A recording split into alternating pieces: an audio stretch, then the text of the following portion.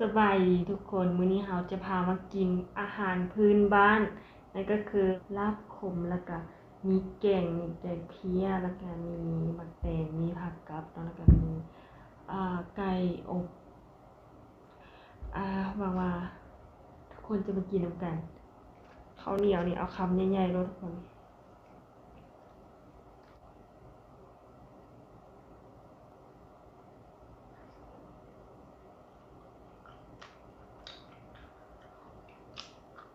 แซ่บ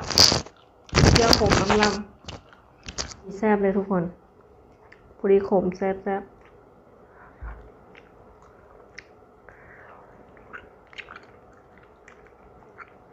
ถ้ามีขมกระเดาใส่ในแห้งจิกคัก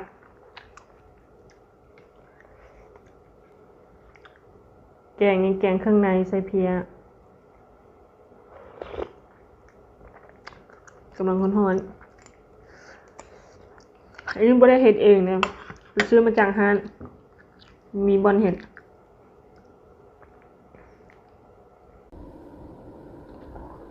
คำใหญ่ๆโรยจึงแซ่บกินอาหารบ้านเฮา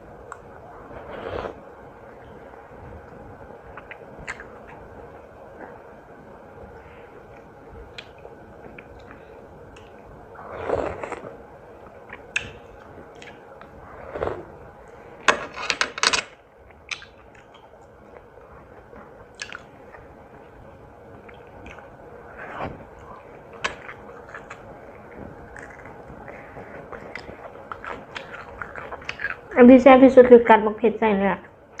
แซ่บการที่เรากินบักเผ็ดใส่กับควบคู่กับลาบนี่มันสุดยอดเลยบางมาหลายๆคนคือสิมาก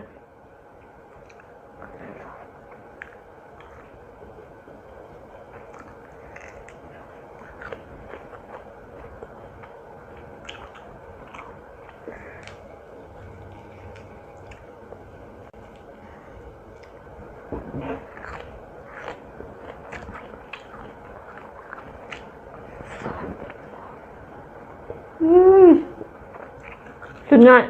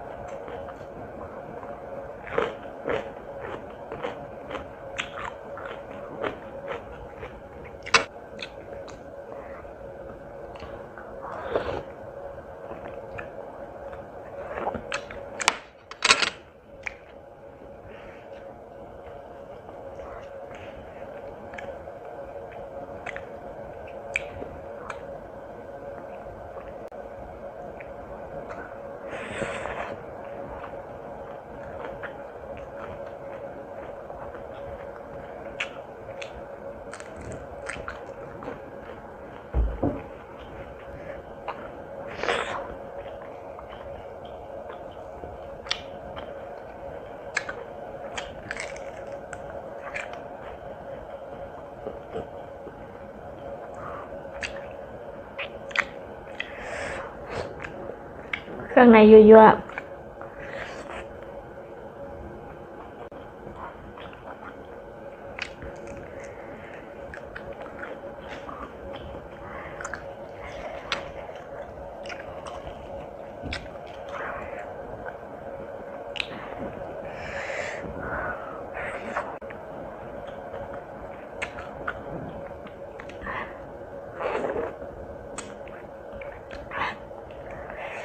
ไส้อ่อน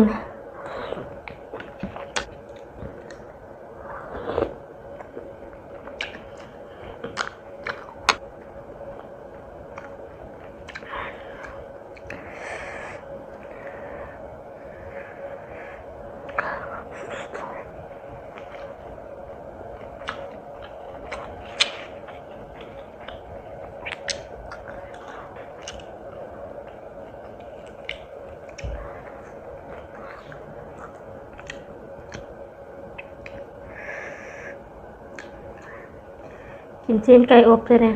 เดี๋ยวมันสิเครียดกินแต่ลาบคมเลยแซ่บแฮงไก่อบฮานี่ก็แซ่บนะทุกคน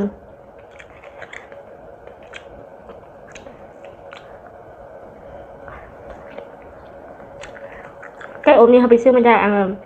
ตลาดหน้าห้องหมอ105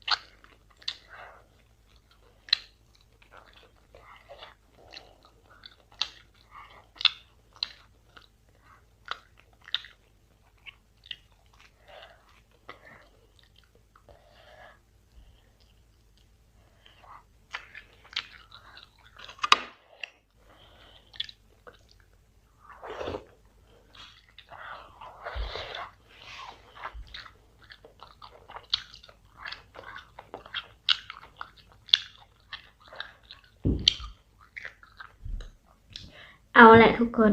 หลังจากนี้เฮากินอิ่มแล้วแล้วก็แซ่บเบิดทุกอย่างเลยลาบขมในสุดยอด แกงเคียนก็สุดยอดเลย เอาเป็นว่ามื้อหน้าอยากให้กินอย่างอยากจัดให้เดี๋ยวมากินให้เบิงมื้อนี้ขอบใจกดไลค์กดแชร์ Subscribe ให้เด้อบ๊ายบาย